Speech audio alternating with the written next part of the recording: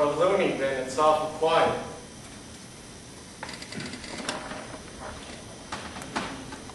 Oh, come on, Birdy. Get off it, huh? This is Al, all the way from Dick's. Stop it, huh? Cut it out. This Section 8 crap doesn't make any sense. The stupid war's over, for Christ's sake. Hitler, Mussolini, Tojo, the whole shitload kaput. Hey, Birdy. You remember when we were kids and we built that pigeon loft up in the tree? Remember those Greenwood bastards? They never did find our loft. Shit. There sure were some creeps in our neighborhood. That first one in your yard was big. We had near 2 pairs and 10 extra cots. We had all good stock, no junk birds. When we sold our first flock, your mother made us scrape the pigeon shit off the front porch where the birds used to roost. She had the whole porch repainted with our pigeon money. Yeah, Birdy. Your mother was a first-class bitch.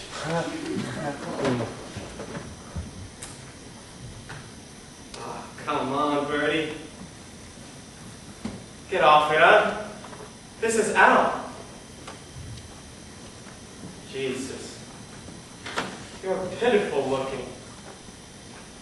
You're squatting the same way you used to squat when you were sewing feathers on that creepy pigeon suit.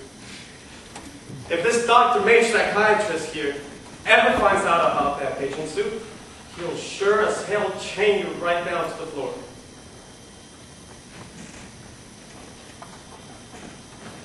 How about us on top of that storage tank? That was wild. That night you almost convinced me you might just be part bird. Listen here, bird brain. I'm tired of talking to the back of your head. You can't be that crazy. Maybe if I come in there and give you a couple hard ones, you'll hear better.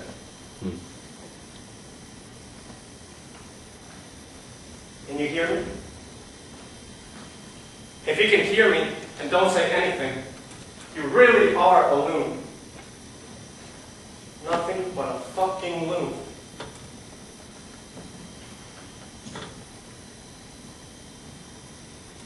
Hey, Birdy. What in the hell did your old lady do with all those basil?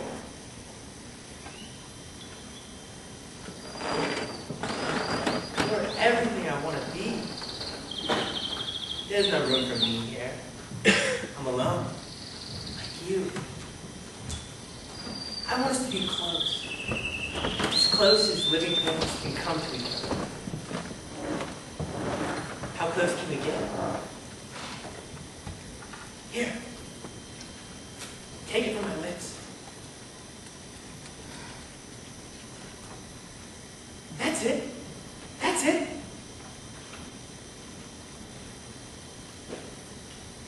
You're yellow. The yellow of a lemon. I can smell you. You smell like you can fly. Gentle. Almost no sound at all.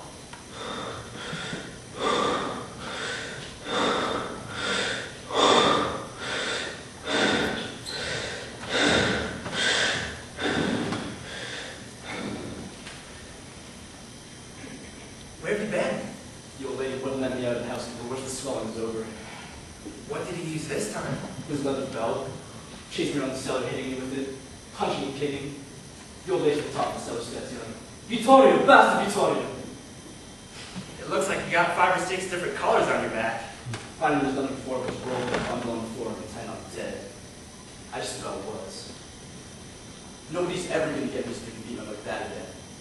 Somehow, I'll get so strong I can do crap at Vittorio too. It looks like you've fallen off 3 gas tanks. Most things sore inside.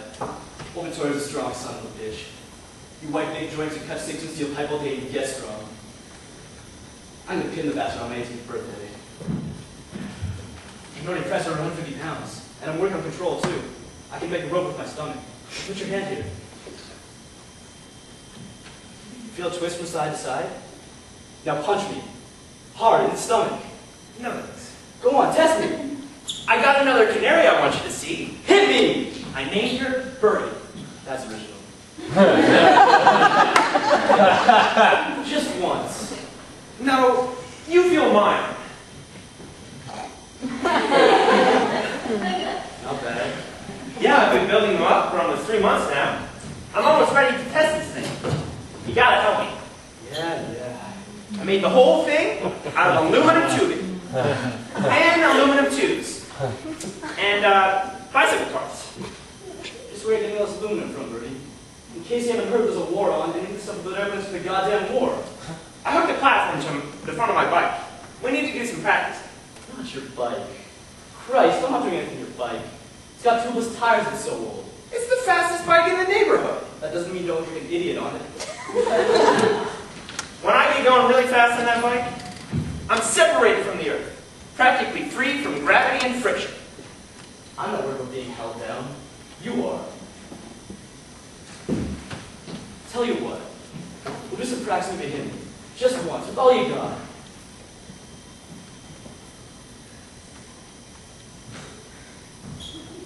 They're amazing. Also different. Each with their own style. Some are called choppers and sing a loud song, ending each note by closing the beak. Others are called rollers and sing with beaks closed, deep in the throat. There are different kinds of rollers and choppers and various shapes and sizes. Some are shaped so weird, they can hardly fly at all. Are you listening now? Shit. Yeah, but I shouldn't be. 100 billion birds. 50 for every night alive. And no one seems to notice. Now, I like canaries because of the way they fly. Undulating. They fly up into an almost stall, then move down, and then up again, and then down. Like Tarzan. Swings the trees below the vines. Exactly. It's the way I like to fly. If I could get close to birds, if I could watch a bird like watching a movie and become inside them, then I know something of it. If I could get close to a bird as a friend and be there when it flies and feel what it's thinking, then, in a certain way, I would fly. We'll be flying right into jail if the cops figure out where he stole this aluminum from. Do you understand what I mean now? Sure I do.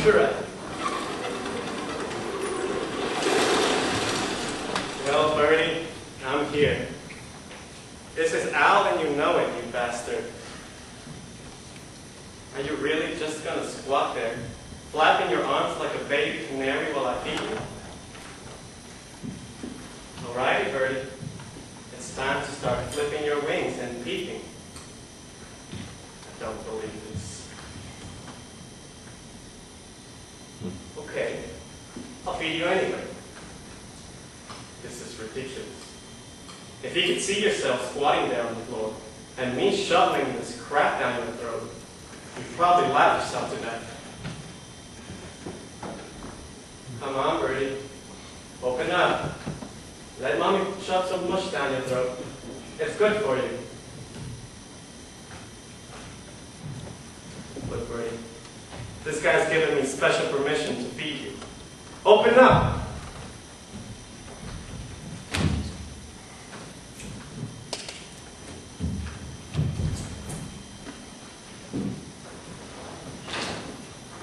I know the whole thing is damned undignified. But what's the difference? Either he feeds you, or I feed you. If you're going to pretend to be a stupid bird, at least be consistent. Okay. You don't like a spoon because you're a bird, right? Then I'll chunk up some of this mush and pass it to you. Just like a true-blooded tweety feeds her chicks. Isn't that what you used to do with your birds? Birdy.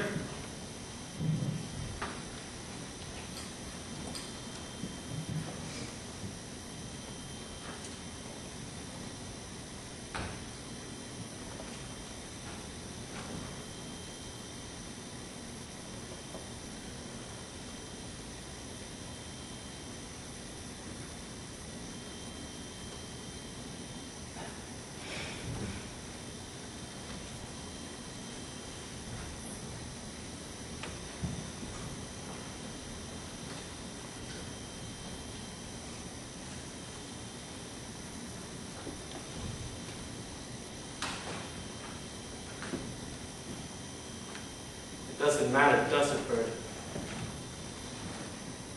Isn't that what I heard you say more than anything else? I'd be burned up about something at school, or your mother, or my father, and you say, it doesn't matter. But then what did, besides the birds?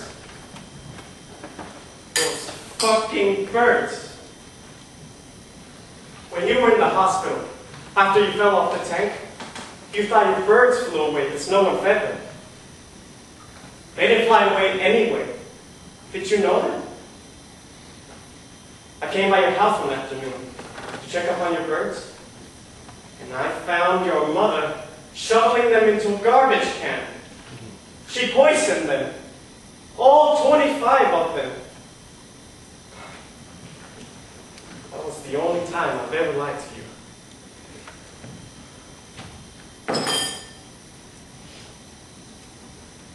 You know what's going to happen to you, right? They're going to keep you locked up like this for the rest of your life. I bet there are hospitals all over the country filled with war nuts. Birdy, I know you're not hurting anybody. Trouble is, if they let you out, you'd probably go jump off a building or something.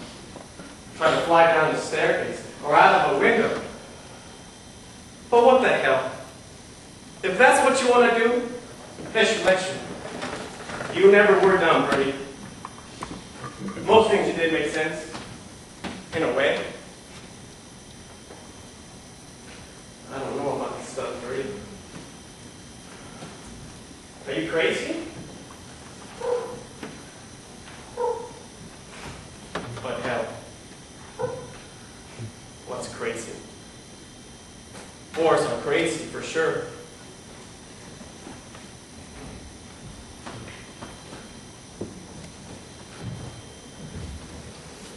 You know what they say about the bird freak at school these days? It's no good, Al. I'm not going. Most likely to succeed.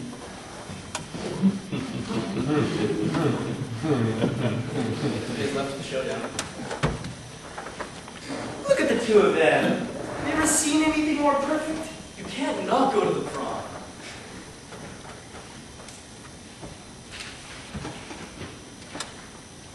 Hey, these are pretty good.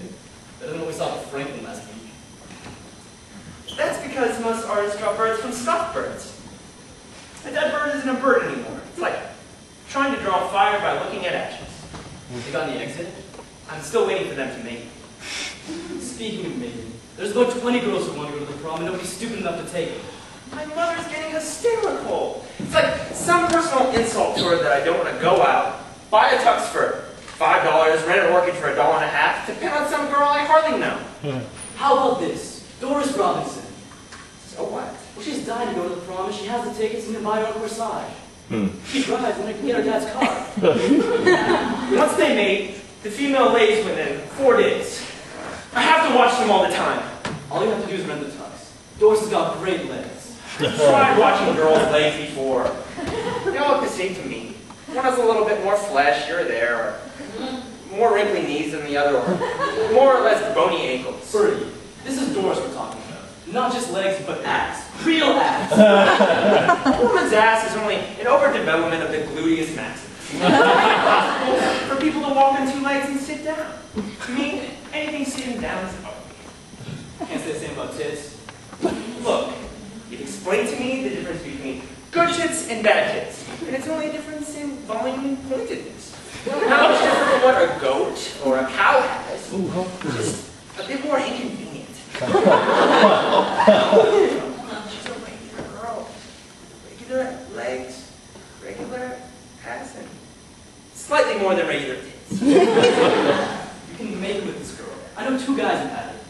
Doris doesn't look as if she could fly under any conditions. You're going, Birdy.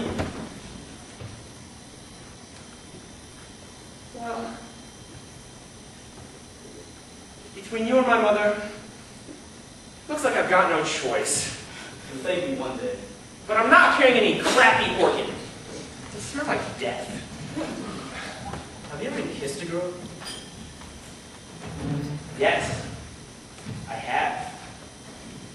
They stick their tongue into your mouth. It's like sucking in a bubblegum wad. That's great, isn't it?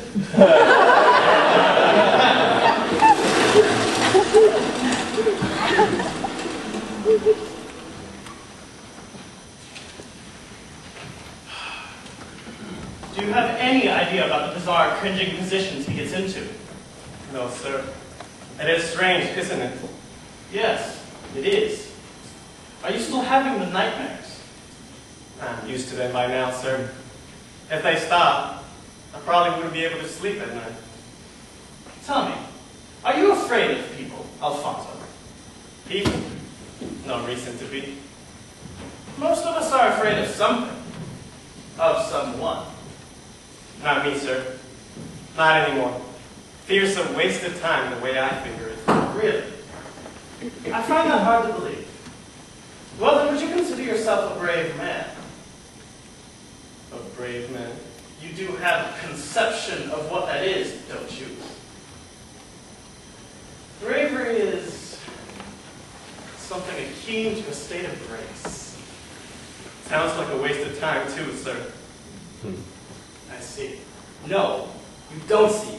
Were you ever hit as a child, Alfonso? Hit? You mean by a car? No, I don't mean by a car, Sergeant. I mean hit by your father. Let me think. Maybe that one time. No, sorry. Not that I remember, sir. Really?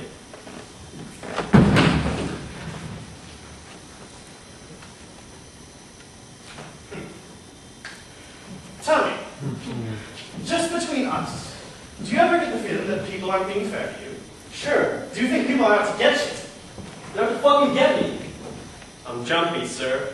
First the army and then you. It's the painkillers they got me on. For my job. Oh, is that what it is? This report here on the incident at New Cumberland states that you were in the Army only 5 days at the time. Is that true? Yes, sir. It says you knocked out 8 of the non-commissioned officer's teeth and broke his nose. 17. Not only those though. Was he being unfair to you, Alfonso? I got down on my hands and knees and counted them. You're a non-com yourself now. Come to think of it, do you think you might have been overreacting? Would you do the same thing now under the same conditions? What? Knock out about 10 of yours? We all make mistakes, sir. Oh yeah, I'd like to do that. He was probably just trying to do his job, like the rest of us. Give him a silly smile. One that says, you and I both know this is just so much horseshit, let's get on with it.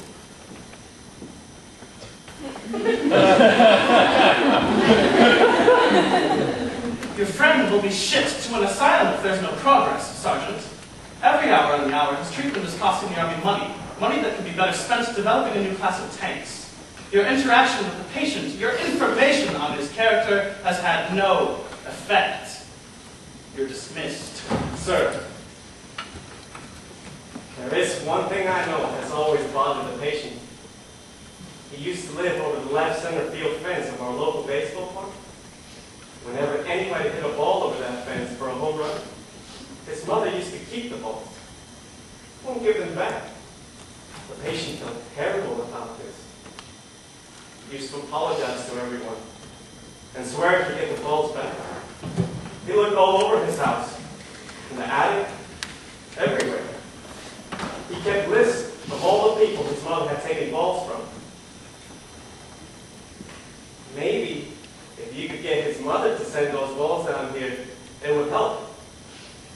I know it would take a big load off his mind, and it might just be the thing to help him remember.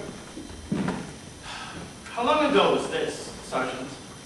Oh, it went on for years, sir. 7 years at least. There must be an awful lot of balls in that collection. If I went on my impulse, Sergeant, I'd kick your ass out of this office and never let you be your friend again. But as a doctor, I'll go with my intellect, which tells me that, in general, sergeants are notorious for being unimaginative and that even you could not have fabricated such a tale. Thank you, sir. All right, I'll see what I can do. And Sergeant, work on dropping the anger routine. I realize that you blame yourself, or that you blame the army and therefore myself, for what happened to your friend, and that's perfectly natural.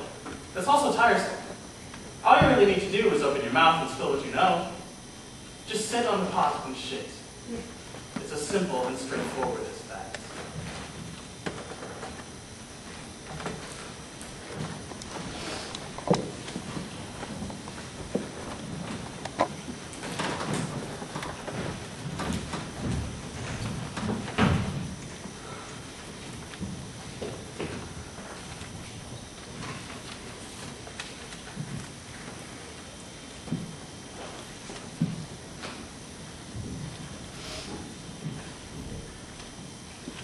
The pond was solid.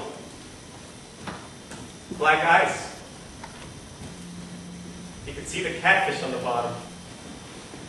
It was so clear.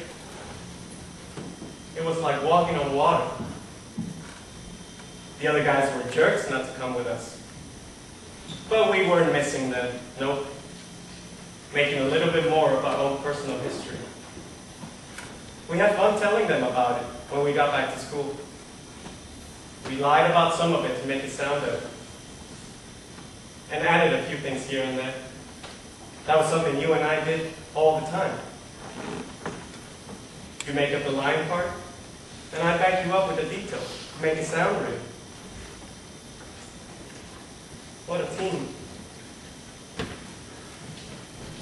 Well, say we found an animal caught under the ice. Yeah, that's it. Alive or dead? Frozen. A cow? No, a horse. With a saddle back. It still gives me the shivers.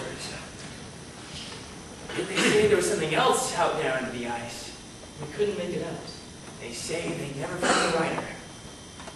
Do you think what we saw down there under the ice almost under the horse's feet? Do you think that could have been? Let's try not to think about it. It still gives me nightmares. Hey, Birdy. Remember we climbed the falls? It was only 15, 20 feet high. We dug in and scaled it. I was right behind you. And you scrambled up the top of the falls with me pushing you from behind. Then I slipped and whooshed. Down the falls I went, turning and spinning, thumping all over the ice bumps. But I wasn't hurt. You said the pond up there was beautiful. Clear and slick as a mirror. With no reeds growing through the ice. And bigger than the mill pond. I just had to see it, so I tried again. You got down on your knees and leaned over the edge of the falls to give me your hand. You started pulling me slowly. Your clothes were just warm enough to stick to the ice. We were almost there when I pulled just a little bit too hard and you unstuck. There was nothing we could do, so we started laughing. For a few minutes we were balanced, and then down we went. You head first, and me on my back. When we hit the bottom, there was too much weight, and we went right through the ice.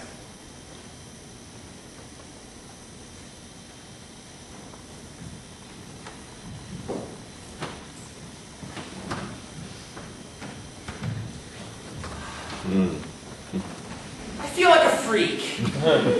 Stop sweating, you'll be fine. I can't do it, Al. Call Doris. Tell her I broke my leg. I never wanted to go. You wanted me to go. My mother wanted me to go. You're just nervous. No. You're fucking scared.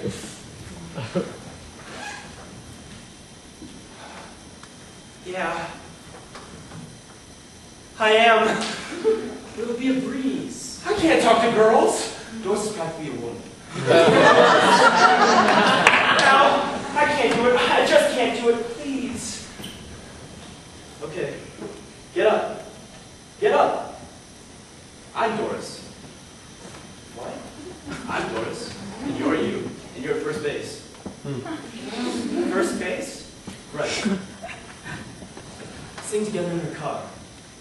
After the dance.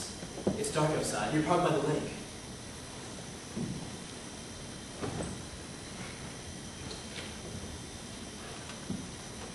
Now, Doris is still wearing her orchid. She has to get on the I hate orchids. No way I'm touching one. Damn it, Birdy, unpin the orchid. Where is it? Just over the breast. And it's a big one. A big fucking orchid.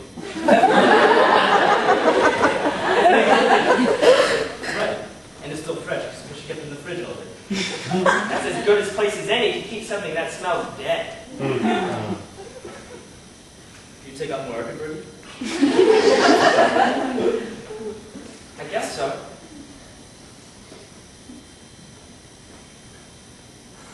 Ow! It pricked me! Sorry, is it bleeding? Just a bit. Let me see. Look at your fucking finger, Birdy. Doris is bound to make the first move and you have to go for it. You pricked your finger, now she's gonna suck on it. Batter up. Make your move, go for it. She sucks her finger and you let her. And she turns to you. Her face is soft. As a baby bird? Her cape is pulled back. She looks almost naked. She leans over and turns on the radio. It's Glenn Miller's Sunrise Serenade. You love it. It has the inside completeness of a good canary song. So Doris turns to you, and suddenly you realize your candle on your cake, and you're just about to be blown up. Anything can happen. Anything can happen, and I know it's going to be embarrassing. Doris climbs up onto her knees. You can see in the darkness she's left her shoes down by the accelerator. She's humming to the music. And you put your arm around her. Go on. And now it's up to you.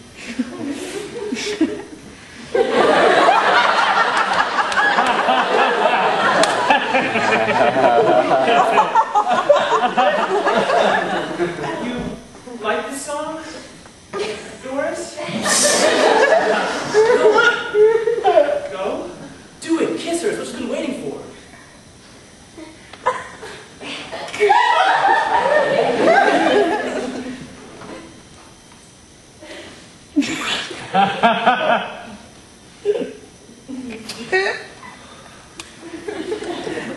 Now on to second base. No idea how. Jesus, Birdy. You're never going to make it as a man in this world. No unbutton her dress. I can't do that. That's disgusting. Unbutton her dress. When you see her tits, you won't think it's disgusting.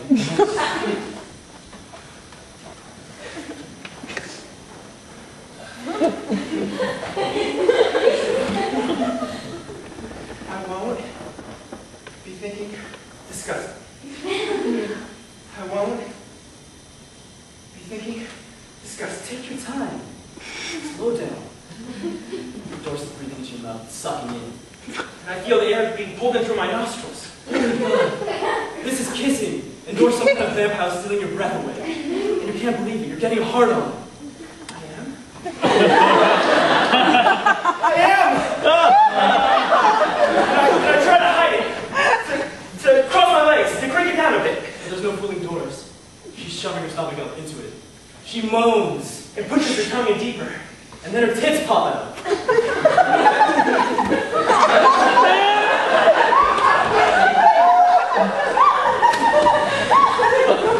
And they look better than the ones in National Geographic.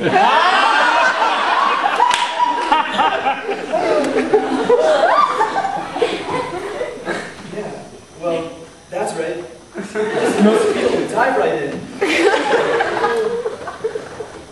You work out too much, Al.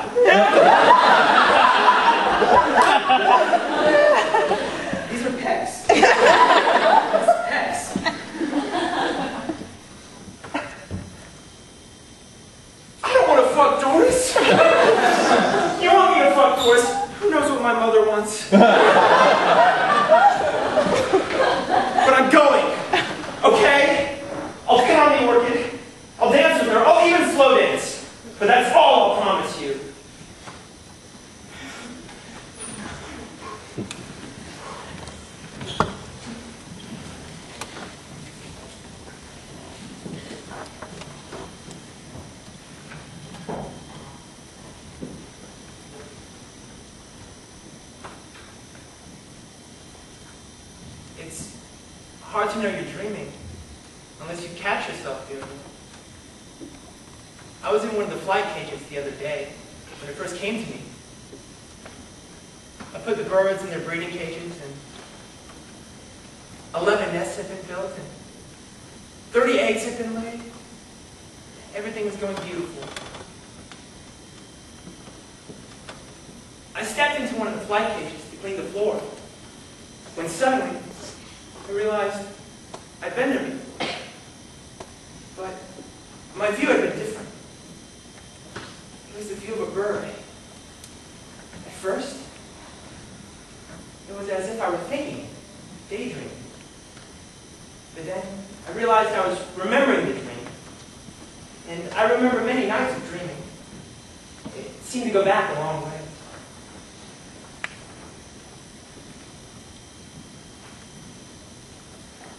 In the dream, I'd been living in the flight cage with the other males. I could talk to them. I made sounds like a bird. I ate seed. In the dream, I could fly the way I've always wanted to fly. I'm turned upside down. The days seem more like a dream than the dream. The realest thing is the dream, and the next real thing is watching my birds.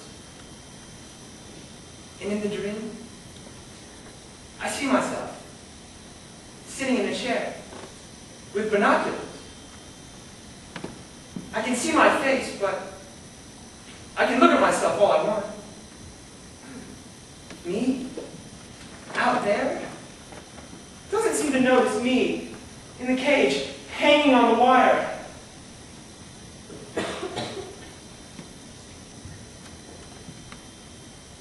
How can I see myself in two places at once?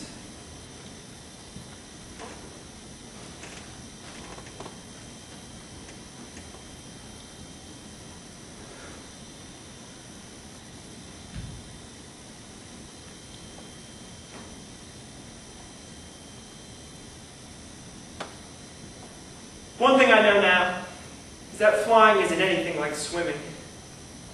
It isn't all pushing down, catching air under the wings and pushing against it. There's a feeling of being lifted from the top, moving up into an emptiness.